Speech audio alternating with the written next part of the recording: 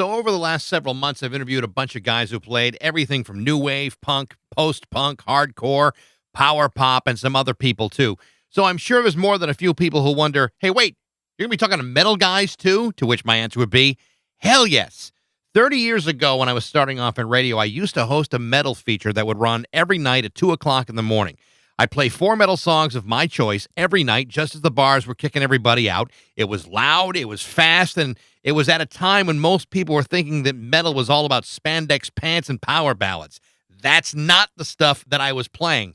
I was playing Sabbath, Metallica, Motorhead, Anthrax, Iron Maiden, Slayer, Judas Priest, not just the hits. I was playing the real stuff. And one of the bands that I loved the most was Megadeth. Now, to be honest, I didn't know a lot about Dave Mustaine and Megadeth at the time. I knew that Dave Mustaine had been in Metallica at one point, but it's not like you could run a Google search back then to find out more information. Instead, I had the next best thing, the station's engineer named Lana. Lana was, and still is for that matter, one of the biggest metalheads I've ever known.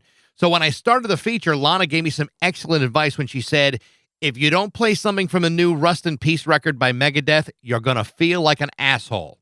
And she was right, because on the second night, I played the opening track of the album Holy Wars, The Punishment Due, and had I not played it that night, I would have felt like an asshole, because it was maybe one of the best metal records that I had ever heard. This year is the 30th anniversary of the release of Megadeth's Rust in Peace, an album which is still widely regarded as one of the greatest metal albums ever recorded, and to be honest, it's very hard to argue with that. Dave Mustaine, along with bass player Dave Ellefson, guitar player Marty Friedman, and producer Mike Klink, and several others have collaborated on a new book called Rust in Peace, an inside story of the Megadeth masterpiece. This is my interview with not only the leader of the band, but one of the greatest metal guitar players in history. This is my interview with Dave Mustaine on Baxi's Musical Podcast. What is it? It's Baxi's Musical Podcast. Resistance is useless!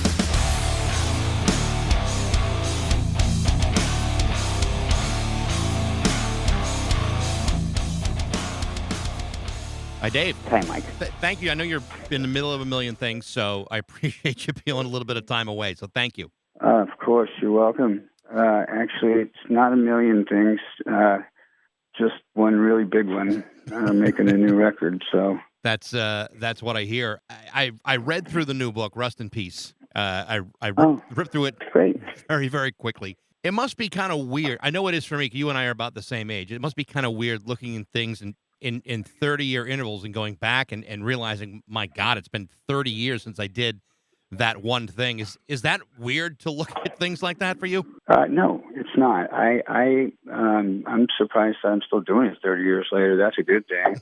And I first of all, thanks for talking today. I know that you're probably just as busy as I am, so don't feel rushed in any way. I've only got a little bit of time, but hopefully, if I can't get your answers right now, we'll do it after. We'll finish it at another time. I know that. So what was your question again? Yeah, you kind of answered it, so that's fine. First of all, how you're feeling? I know last year you had a throat cancer issue, and earlier this year you said that you're cancer free. Is everything good? Everything's well. I in the process of getting everything checked up. You know, we checked all the skin and stuff too, and there were a couple of weird spots, but everything's good now. It's not interrupting your ability to sing or anything like that? No, that was it was dermal. It was stuff on my skin. The thing that was the original cancer that I had, the scary one, was in my vocal box region, and the other stuff they found some spots that had shown up, and it's good to go get them checked, man. That's you it. know, I'm not an advocate for this shit, but I can tell you, I went there and found out I had 4 more spots that needed to be taken care of, and now I feel clean as a whistle, and I'm ready to rock. I saw that you did an interview with Forbes magazine. You mentioned that you reached out to Bruce Dickinson of Iron Maiden because he had some throat cancer issues. I think it's like HPV or something like that. So, I mean, you're absolutely right. I mean, you got to get that stuff checked, and otherwise it could get well beyond you. Certainly. And you know what? I think right now, even as wacky as the world is, it's still important for us to take care of our health because we're going to get out of this. I have faith in humankind, no matter how unruly and unfair things seem right now. And when you see some of the things that go on TV, no matter how shocking it is, I know everything's going to be right again at some point, and I want to be healthy to see that sunrise. You said you're working on a new album. How far into it are you at this point? Oh, we've been doing it for quite a while, and the good thing now is that it's actually it's in the latter stages now, just solos and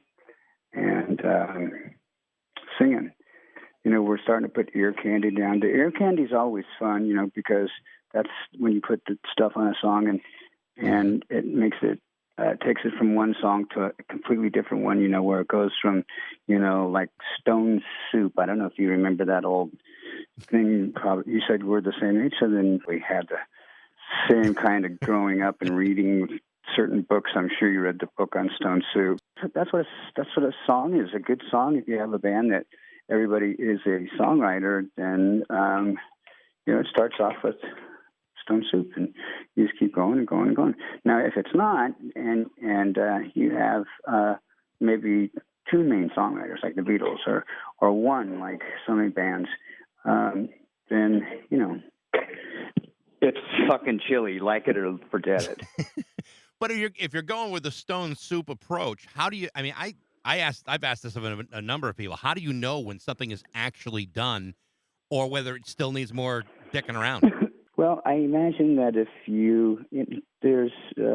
you probably remember back when people used to record their own stuff and use reels of tape and splice it and put white tape to hold the reels of tape together and all that kind of stuff. I do those remember days are long gone, and I think a lot of people, when they started making stuff with Pro Tools and stuff, it made songs a little bit easier for them to make. Therefore, they don't labor quite as hard when creating said song.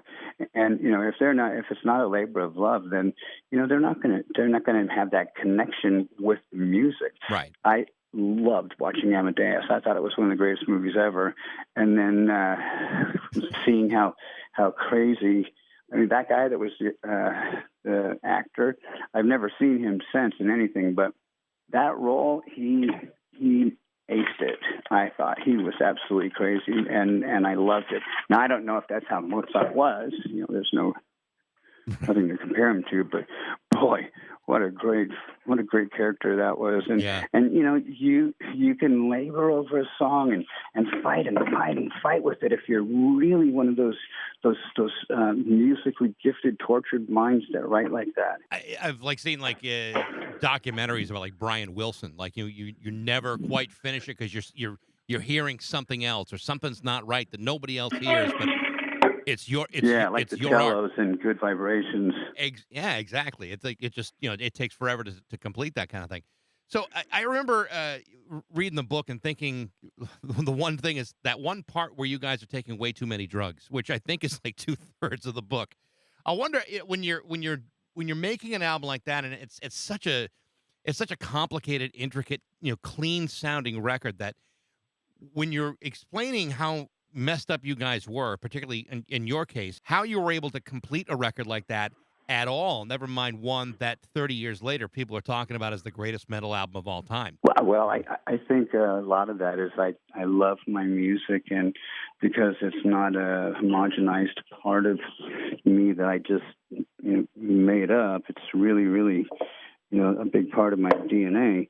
I think that's why the music sounds and turned out the way that it does and did.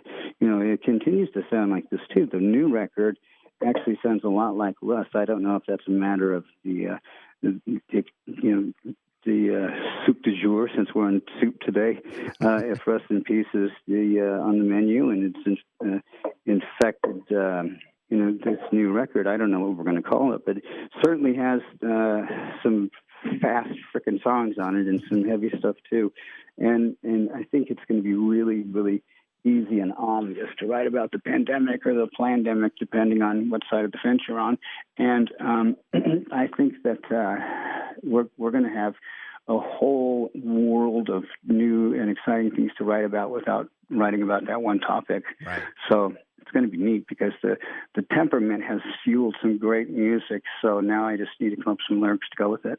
One of the things that is interesting about that period of time, 30 years ago, when when you talk like the big four, you guys, Metallica and Anthrax and Slayer and and others too, for that matter. How many albums you guys were selling at the time? I think you nailed out like 6 platinum albums in a row. And what's remarkable about that is early on, you guys got absolutely no support from radio whatsoever, and neither did Metallica. And only until Countdown to Extinction did suddenly radio start to pay attention to you and other bands like it. Was there ever any pressure on you guys from your record company at the time to, I don't know, whether to make a more homogenized sound of the band? I mean, I know you wouldn't have become the next Don Dokken, but I had to believe there's some part of the record company that's saying, boy, we sure would like to see you guys sell even more than platinum records. Yeah, but I'm kind of wired the way I am. You could tell me to do it. That doesn't mean I will. Right. I mean, I may be doing it on the outside, but on the inside, I'm saying fuck you if I don't want to do it. Right. You have always seemed like that fuck you type of guy. So I've always seemed to be as the kind of guy that definitely stood up for what he believed. Oh yeah, I'm not. That's not how I live my life. I don't. I'm not always cruising around with the emergency tire on. I do have some really quality periods of life, and I'm living it now. Getting through the cancer and everything, and not having really seen the worst for wear. I stayed really happy through the whole thing. I had great support. My family, my friends, praying, taking care of myself, having a great medical team, and shoot, who the thunk it? Here I am. I was watching a video the other day, and this is like an older video. It was a conversation that was in a documentary about Metallica about 16 years ago. It was a conversation that you were having with Lars, and it was fascinating to watch as a fan because you were pouring your heart out to the guy, and I know what you're talking about. Yeah, some kind of monster thing. Yeah, exactly. And it was like Lars just for whatever reason was mystified why you were as hurt as you were about the breakup between you and Metallica, and the way you were describing it. I think most people watching it would say, yeah, that the guy was done wrong. And it just doesn't seem like either he got it or as years have progressed that he still fully understands it, because there still seems to be some sort of trip up between you and Lars over the years. And I don't know if that's changed or not. Where does that stand now? Oh, I think you're wrong. We're fine. Good. And that's 19 years ago. It's just a little bit longer than that. It actually happened. That meeting was. I think it was on my birthday when I turned 40, so quite astonishing that it was almost, what do you call it, an anniversary for some kind of monster and me talking with Lars. Wow. I would think that regardless of what has happened between you guys and you've certainly established yourself well beyond someone that was just you are hardly the Pete Best of Metallica. That's for sure. Oh, thanks. Yeah, Mike, we need to start wrapping up. Dave's got another interview right behind you. So okay, we can wrap it up here if that's okay. Yep. All right. Well, take it easy, brother. Okay, maybe a little shorter than I was expecting, but Dave Mustaine just called me brother. Not too bad. The name of the book is Rust in Peace: The Inside Story of the Megadeth Masterpiece. You can email me at baxterrock102.com. Check out updates on Facebook, Instagram, and Spotify. Thanks for listening to Baxi's Musical Podcast.